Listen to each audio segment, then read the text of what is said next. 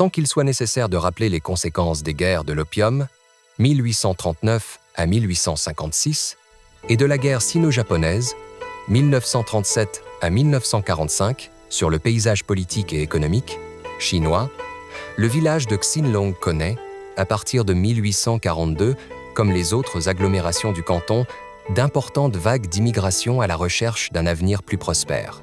Le village de Xinlongili, de son nom cantonais Sanlong, appartient à la localité de Foshan, située dans la province du Guangdong, à proximité du village de Bacon. Les émigrés issus de ce district, tout comme ceux de Shund, connaissent à partir des années 1960 une accélération de la diaspora chinoise quittant le delta de la rivière des Perles à destination des Mascareignes. Les premières diasporas avaient connu, à travers un contexte de lutte sociale, une intégration quelque peu controversée au sein du peuplement réunionnais.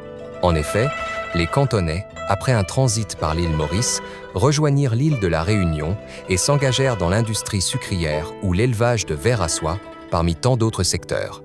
L'abolition de l'esclavage, en 1848, permit d'asseoir leur présence dans le paysage réunionnais malgré les divergences culturelles.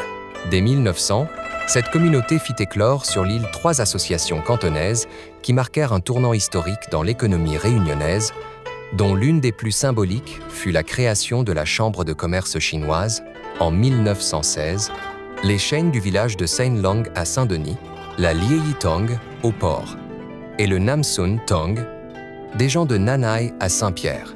Ces associations accueillaient les familles cantonaises selon leur appartenance aux différents districts d'origine. Leur objectif était de permettre un hébergement et un lieu de rencontre aux nouveaux exilés, le temps pour eux de prendre leur indépendance sur cette nouvelle terre d'accueil. Nés de ce caractère communautaire, les villageois de Sainlong se rassemblèrent dans la rue Sainte-Anne et fondèrent en 1919 un foyer d'accueil, l'Hôtel des gens de Sainlong, dont l'écriteau en cantonais persiste toujours à l'entrée de l'actuel temple. Ce lieu d'accueil et de divertissement où l'on fume l'opium, joue aux cartes, mange et dort dans des maisonnettes de 4 à 5 chambres, est avant tout un lieu de vie. Les habitants du quartier s'y rencontrent et festoient. Le journal L'Indépendant créole publié le 20 et 1 janvier 1897, sous le titre « La fête chinoise ». La fête chinoise, donnée à l'occasion de l'inauguration de la pagode de la rue Sainte-Anne, menace de s'éterniser. Hier soir encore, il y a eu illumination, réception et festin. Et la musique des ménestrels créoles s'est fait entendre jusqu'après minuit.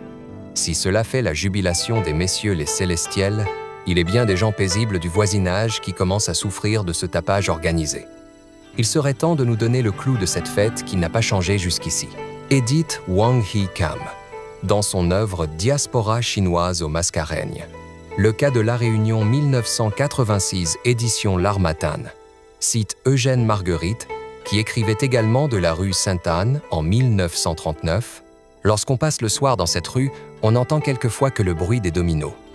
On sent aussi parfois l'odeur de l'opium qui brûle dans la pipe.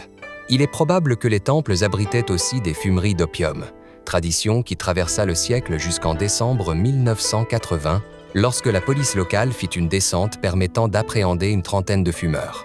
Un autre article de l'Indépendant créole, daté du 4 février 1897, relate, sous le titre percutant Saint-Denis aux Chinois, que la rue Sainte-Anne, où ils avaient établi leur quartier général, construit leur pagode et passé 3 mois, octobre, novembre et décembre à installer leur dieu, fut jour et nuit animé d'une musique étourdissante et du bruit des pétards. Ce récit nous rappelle l'inscription de la culture chinoise dans les pratiques actuelles des festivités créoles, entre pétards, culte des ancêtres et culte à Guandi.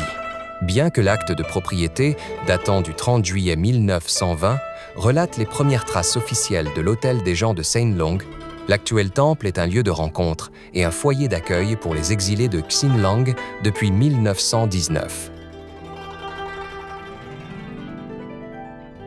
Bonjour, je m'appelle Jean-Claude Kwong, mon nom de famille, ça s'écrit Kwong.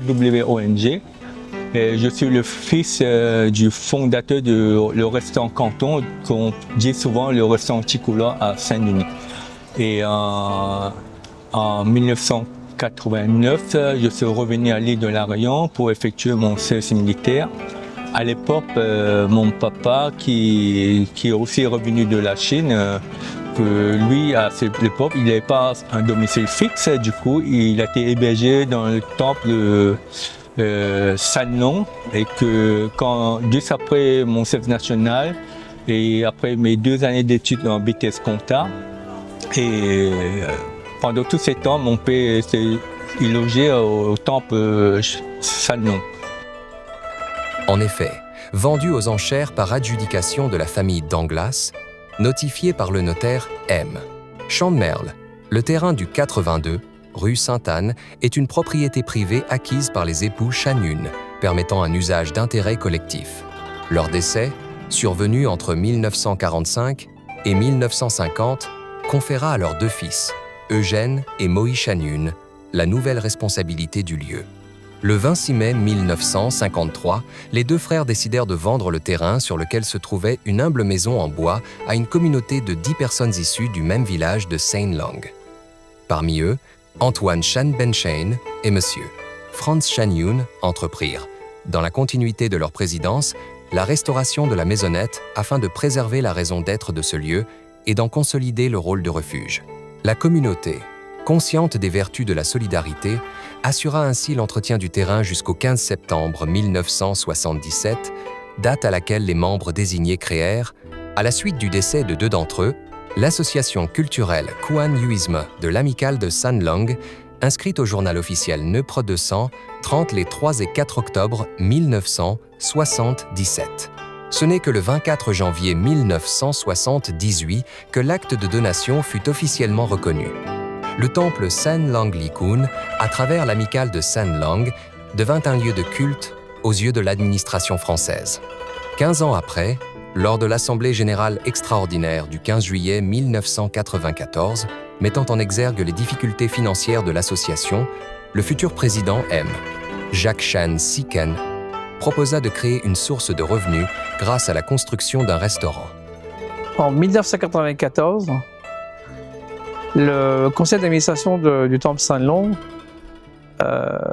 faisant face à des problèmes financiers parce qu'ils n'avaient pas de revenus pour payer les taxes foncières et tout ce qui allait avec, l'entretien aussi du temple, a fait appel à mon père parce qu'il était dans l'immobilier et donc lui a demandé d'essayer de trouver des solutions. Donc sur ce, mon père a fait une étude et sur le terrain du temple, il y avait une vieille bâtisse qui était délabrée. Et donc il a eu l'idée de proposer donc au conseil d'administration de créer un bâtiment, de rénover ce bâtiment afin de le louer et d'avoir des revenus. Donc c'était fait donc en juillet 1994. Le conseil d'administration accepte cette idée de génie et donc c'est à partir de là que mon père va tout seul trouver les financements, chercher l'architecte. En plus c'était dans le périmètre des bâtiments de France, donc c'est un peu compliqué.